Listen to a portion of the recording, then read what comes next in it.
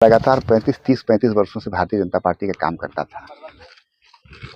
Bharatiya Janata party को मैं बड़ी अपने अच्छे दिल से हमने यह समझ पढ़ाई के टाइम से, जब हमारी अवस्था 21-22 की होती थी, मैं डॉक्टर था, तो उस समय मैं भाजपा की सदस्यता ली।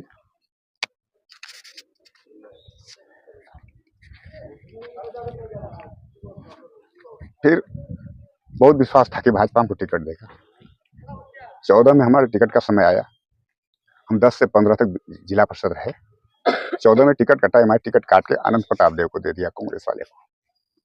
19 में जब आया तो रघुवर दास जी ने उस टिकट को भेज दिया भानु प्रताप शाही, एक नक्सली के हाथ में भेज दिया, जो यह नक्सल के इस पाठशाला से पढ़ा हुआ व्यक्ति को दे दिया उन्होंने। फिर भी हमने सबका मदद किया। 14 में अनंत प्रताप को मदद किया, 19 में भानु प्रताप शाही को मदद किया, 24 में आए। 24 में हमने जब जिला परिषद, हम भारतीय जनता पार्टी के जब जिला के उपाध्यक्ष लगातार बने, और इसके बाद जब दिल्ली में मेरा नाम गया, मेरा गरीब जहाँ मैं स्टेशन पर भी सोया हूँ टिकट के टाइम, और पैसे नहीं रहते थे। इसके बाद भी दिल्ली तक नाम गुजरा है, और जब टिकट काटा इसके बाद हम 4 दिन तक चुप रहे हैं, लेकिन कोई भी किसी से बात नहीं करने आया। अंतिम समय में हम धन्यवाद देना चाहते हैं माननीय अखिलेश यादव जी को, नरेंद्र यादव जी को, जिन्होंने बुला के हमारे टैलेंट को देखकर कहा कि बेटा तुम लड़ेगा। हमने कहा कि सर लड़ेंगे, और कल 10-11 बजे टिकट क्लियर हुआ है।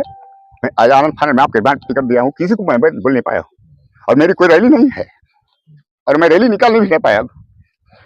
लेकिन हमें अफसोस की बात क्या है कि आज 40 वर्षों से जो उत्तर से लेकर दक्षिण तक, जो इस गर्भ से लेकर उस गर्भ तक का जो ये अभियान है, मैं 8वें गर्भ का कृष्ण का बेटा हूँ।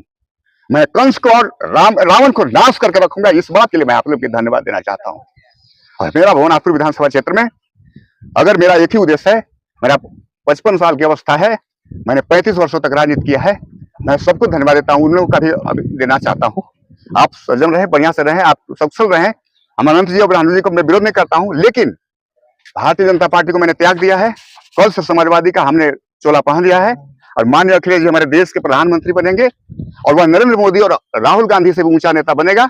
और ये हुमेंद्र यादव आप भावनात्मक जयंती को लिए सींचने के लिए चाहे जैसे भी होगा काम करेंगे। मेरे पास धनबल नहीं है, मेरे पास बहुत ज्यादा कुछ नहीं है, लेकिन मेरे आत्मा और आत्मबल इतना मजबूत है, मेरा आत्मबल और जनबल मेरे पास इतना है कि मैं आप लोगों के विश्वास से खड़ा उतरूंगा। आप लोग हमें मदद करेंगे, और निश्चित रूप से आज मेरा कारवां चला है। मैं अंतिम नामांकन किया हूँ। अगर आप सबों को किस मुद्दा के साथ आप चुनाव मैदान में उतरे हैं? मैं चुनाव मुद्दा में सबसे पहले तो यहाँ परिवारवाद, यहाँ एक ही परिवार, 2 ही परिवार के बीच में लगातार 70 वर्ष आजादी के 70 वर्ष के बाद, आजादी के अभी लोकतंत्र के बाद लगातार एक ही 2 परिवार के बीच का व्यक्ति विधायक बना है। क्षेत्र का विकास नहीं करना है, विकास करने के बाद, विधायक बनने के बाद कमीशन जरूर लेना है 10%।